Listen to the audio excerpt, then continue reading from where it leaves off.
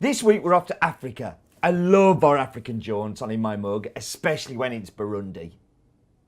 My name is Steve Layton, and I travel the world finding amazing and delicious coffee for you to drink at home. Some make coffee difficult to understand and complicated, but here it's my job to make it easy and fun and tell you what's in my mug. So I love the name of this washing station, first of all. You can't call it just by saying it, you have to go, Kibingo! So the Kibingo washing station is in the commune of Kayanza in northern Burundi. The station is based at 1,895 metres above sea level. All of the neighbouring farms that supply the station are between 1,700 and 1,900 metres above sea level, which kind of is a bit weird, because if you think about it, they're taking all of their cherries uphill to then bring them down. And that's quite unusual for a washing station. They're normally based a little bit lower. Kibingo has got 3,553 registered growers spread across 18 colonies in the hills of the area. In 2016, all of these together produced, I'm going to do this, 1,010,062 coffee trees. That's an average of 284 producer. That is garden growing. That is little plants. 284 is not a lot of coffee for a coffee farmer to have. In Kayanza, the producers are registered with a station and are organised into different groups of 30 people. Each group has a farm leader that acts as like a spokesman to help communicate and organise with the station. Because when you've got so many people, you really need like a hierarchy. In Burundi, wet mills can reach farmers in a range of around about 3 kilometres. So they really don't travel any more than 3 kilometres. You don't want them being too far away. Producers will often sell to middlemen, and often at a disadvantage for immediate cash. So Kibingo can't pay out until they get the money come in. So there'll be a mixture of some delivered to these, they call them coyotes, or some of them delivered to Kibingo, or other washing stations that they may have relationships with. Which means that by having these they've introduced these extra stations, which means they can deliver to there and then deliver to Kibingo, which means they can reach up to 9 kilometres away. This means it's a huge benefit to the producer who doesn't have to travel so far with a heavy load. So they get delivered to a delivery station, then get delivered to Kibingo, which is much better. Shorter distance, less travel time, but also helps preserve the quality of the coffee too, because if you're dragging coffee for many kilometres, you really don't want, it's not going to help those coffee cherries in that heat. You want to get them to the station and get them processed as soon as possible. But that's not all at the washing stations. Farmers can also obtain organic fertiliser that's been done from the pulp. So they use a worm type system to break down the pulp, and then they have fertiliser that they can put on the plants. And also to promote regeneration and renovation. Producers can get low cost seedlings from the washing station as well, so really just at a cost price, so nobody's making any extra money from them, and that's from their own nursery that they have at Kibingo. Okay, so we're going to do snozzer in the bowl, and first of all, why do we do snozzer in the bowl? Well, smelling coffee is really important. It's really important in cupping because it gives you an opportunity to find defect, to see what's going to come, give you a little teaser, but also coffee smells delicious. Like, why wouldn't you want to smell coffee? So get my nose in. I mean, it's super floral, first of all, which surprises me. It's not what you kind of expect from a Burundi. It has brown sugar, kind of like sweet sugary smell to it, and yeah, it's like almost like a cacao nib smell to it. One thing I do want to show you is I'm going to see whether my cameraman over there can get this.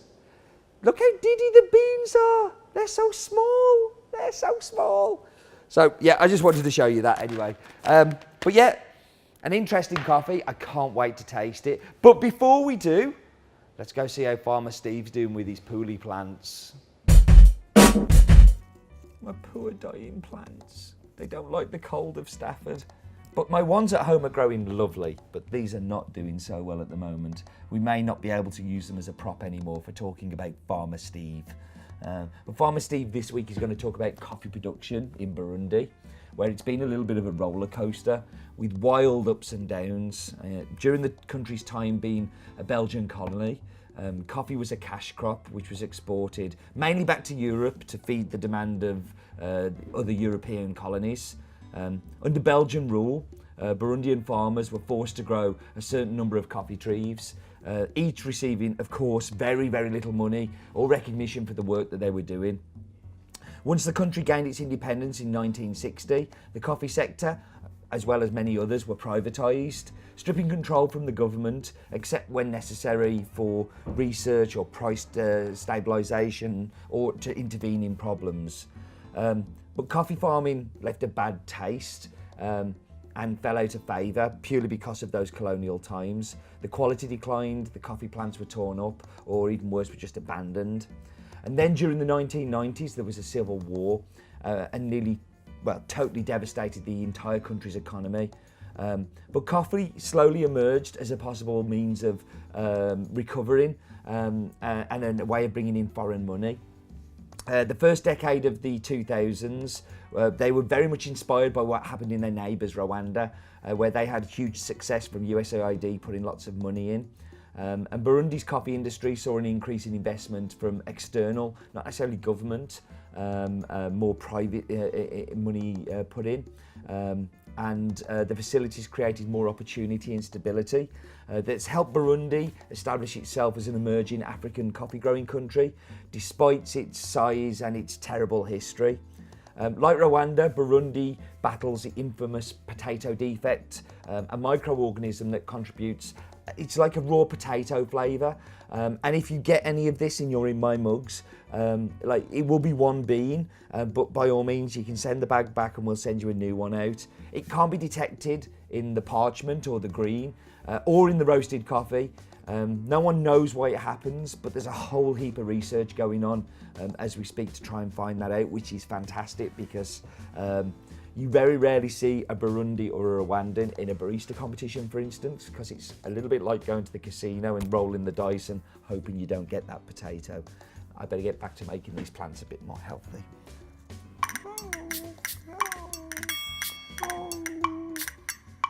Feel so sad for those plants. They look so ill and poorly.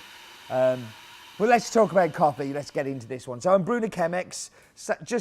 I'm in a bit of a Chemex mood at the minute. It's my chosen brew method. And being the king of Chemex means, in my kingdom, what I say goes. But let's dive in. So straight away you get a lot of lime, but not fresh lime. It's almost like kind of lime cordial. And not your typical sweetness lime cordial. I'm kind of thinking like a little bit of brown sugar. And very floral. Kind of like jasmine-y.